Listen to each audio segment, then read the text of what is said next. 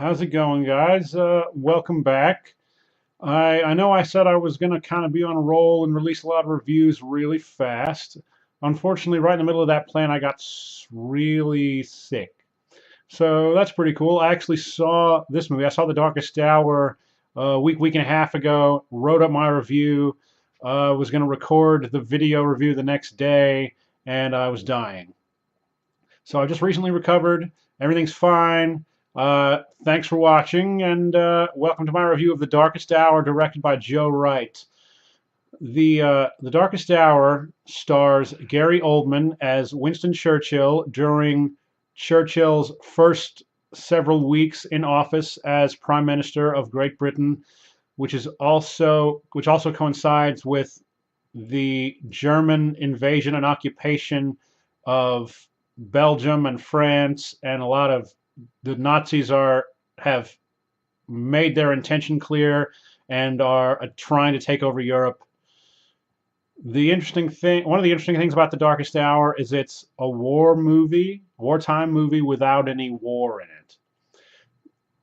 There's always something going on far off screen. They talk about the war a lot, but they don't. They show very little. I clearly remember one scene, probably less than a minute, but it largely focuses on Winston Churchill and the cabinet as they discuss how to handle the war effort. And on the note of Winston Churchill, you can't really overstate Gary Oldman's performance here. Gary Oldman has always chosen these over-the-top roles, or I wouldn't say over-the-top, these larger-than-life roles, but he disappears into them. That Gary Oldman goes away, and he becomes these other incredible characters. He's played Sirius Black in the Harry Potter films. He played Dracula in Francis Ford Coppola's Bram Stoker's Dracula. He was nominated for an Oscar in a movie called Tinker Tailor Soldier Spy. And he's also in two of my personal favorites. He's in the Dark Knight trilogy, and he plays a fantastic character in The Fifth Element. Really ridiculous villain, and it's awesome. And you can't, like I said, you can't overstate his performance in this film. He firmly commits to all these the mannerisms and voice patterns. And Winston Churchill is known for this legendary wit, and Gary Oldman nails it completely. He disappears, and you never know if he's gonna say something sarcastic, or if he's gonna be like a grumpy retort, or if he's just gonna try to shut somebody up. You never know what to expect, but whatever comes of it is absolutely fantastic. But it's not all bombastic. He transitions into these small scenes of vulnerability like it's nothing. Like even within a few pages of the script, he'll be this huge, roaringly aggressive and confident person, and then become this sort of quieter, disarmed, softer human being. And not every actor could pull that off, and it's really phenomenal. I can't overstate that enough.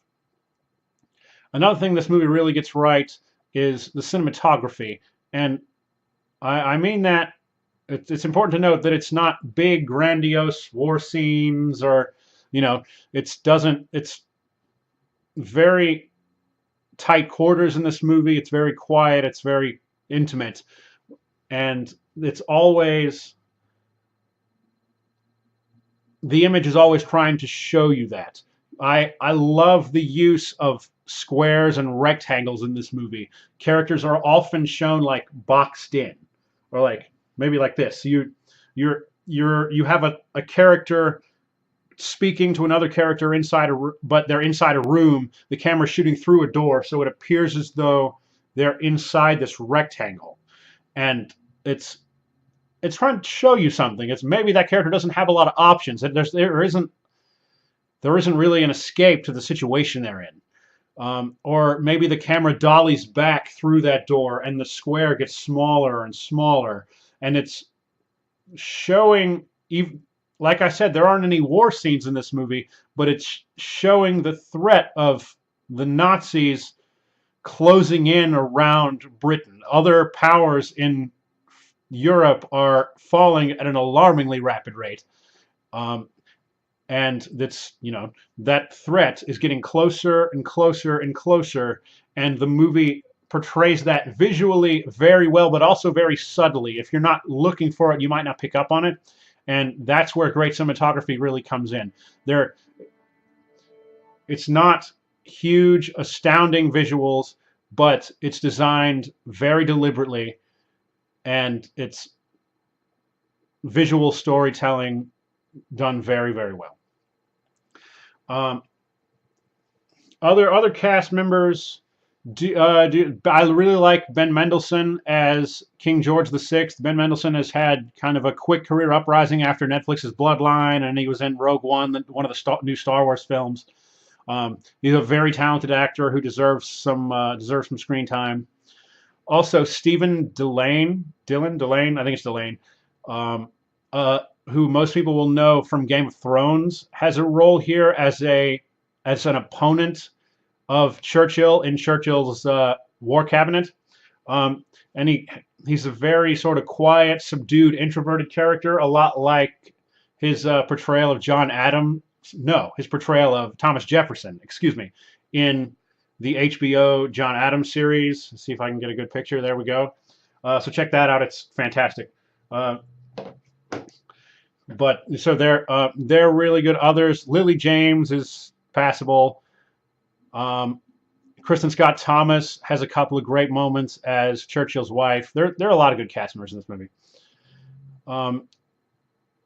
Unfortunately, overall, it doesn't have much to say about the war. There's some commentary about the people of Britain and whether or not they'd be willing to stand up to the Germans, etc. There are really warm moments with that kind of thing, but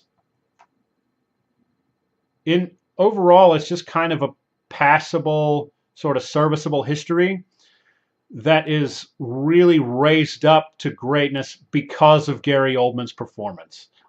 Gary Oldman is worth the ticket price alone, and I really enjoyed this movie. I am glad he's already gotten the Golden Globe, so maybe he'll get some recognition at the Oscars this year. That'd be awesome.